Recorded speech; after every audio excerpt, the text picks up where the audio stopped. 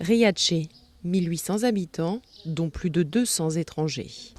Riace, c'est l'histoire d'un petit village de Calabre que le chômage avait vidé de ses habitants et que l'immigration a fait revivre. En une dizaine d'années, plusieurs centaines d'Afghans, d'Éthiopiens ou encore d'Érythréens sont arrivés ici, fuyant les combats dans leur pays. Nous avons pu rouvrir l'école. Nous avons pu relancer tout un tas de petites boutiques d'artisanat local où travaillent des gens originaires du village, main dans la main avec des immigrés. Mais nous avons aussi et surtout transmis un message d'humanité au monde.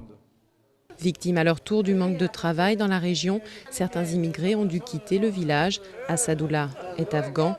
Il a trouvé un emploi dans le nord de l'Italie. Sa femme et ses enfants, eux, sont restés ici, à Riace. Moi, j'ai 2 enfants qui sont nés ici, calabrés. Ils sont calabrés. Les gens du village sont comme ma famille. Hélène est arrivée d'Éthiopie il y a 2 ans avec ses filles. Elle travaille dans une des boutiques d'artisanat local. Entre les aides de la région et les aides gouvernementales, elle perçoit entre 600 et 700 euros par mois. Je ne veux pas retourner là-bas, non, que ce soit en Éthiopie, d'où ma mère est originaire, ou en Érythrée, d'où vient mon père. Je ne veux pas y retourner, car là-bas, il y a la guerre.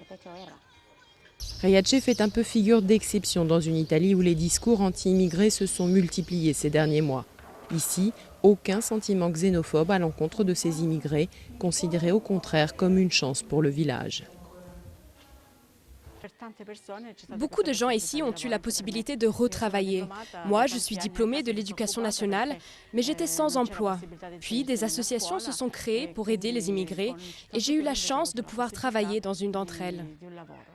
Et le village devrait encore s'agrandir. Fidèle à sa réputation de terre d'accueil, Riace a proposé une centaine d'hébergements à des réfugiés africains tout juste arrivés en Italie alors qu'ils fuyaient les combats en Libye.